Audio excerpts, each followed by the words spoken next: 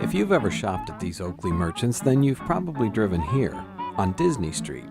And you may have wondered why it's named after this guy. Well, it's not. It's named after this guy, but he's also an interesting character. David Disney was born in Baltimore, Maryland in 1803, same year Ohio became a state. He was such a smart kid that he started school when he was only 3 years old, but when he was 14, the Disneys fell on hard times. His father, William Disney, packed up the family and headed for a new start in Cincinnati, Ohio. The railroad would have carried them practically from door to door, but it would be 40 years before the B&O would make its way this far west.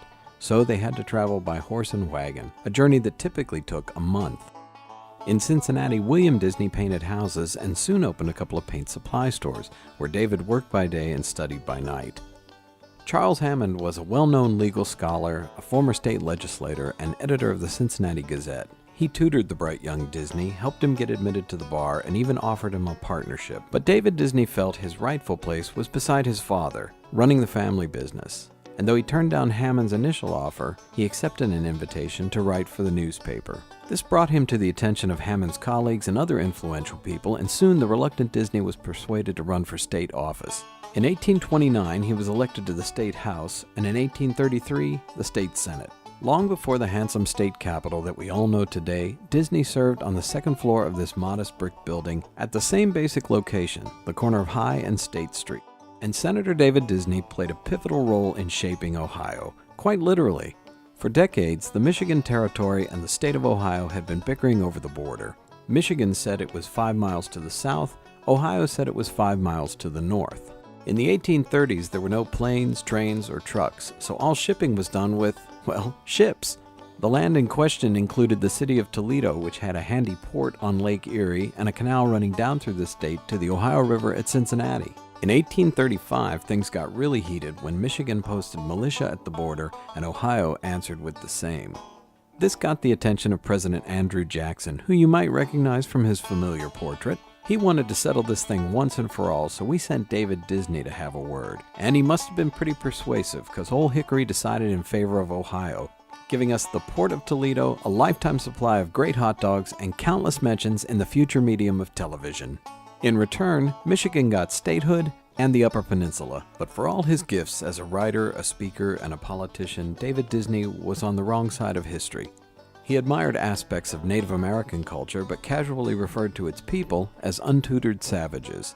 He revered women, but felt they should have no involvement whatsoever in the political process. And though he felt slavery to be the great shame of our nation, he believed the federal government had no business telling the states what they could or could not do. He felt that state sovereignty was sacred, that states' rights were more important than voting rights, civil rights, or even human rights. And that was a big deal in 1848 when David Disney was a delegate to the Democratic National Convention in his hometown of Baltimore. That was the year that anti-slavery Democrats broke away to form a new group, the Free Soil Party, which in a few short years became what we know today as the Republican Party. 1848 was also the year David Disney was elected to the first of 3 terms in the U.S. House of Representatives. This excerpt illustrates the colorful and poetic nature of his writing and speaking. The mighty oak, when smitten by the storm, may show no height, but its strained roots will yield until in some still hour the forest is frightened by its crash. Okay, nice energy. Can we slow it down just a little bit so we can hear the words better? The mighty oak, when smitten by the storm, may show no hurt, but its strained roots will yield until in some still hour the forest is frightened by its crash. Okay, that was better. Can we try that again with a little less droopy, a little more gravitas? The mighty oak, when smitten by the storm, may show no hurt, but its strained roots will yield until in some still hour the forest is frightened by its crash. Okay, now you're just messing around. In 1856, David Disney was a key advisor to Stephen A. Douglas as he sought the Democratic nomination for the presidency. James Buchanan won the nomination and the subsequent election and was considering David Disney to be his ambassador to France. In March of 1857, Disney was in Washington to attend the inauguration. It was a bitterly cold week for the outdoor events, and Disney caught pneumonia. By the time word reached his family of his condition, he had already passed.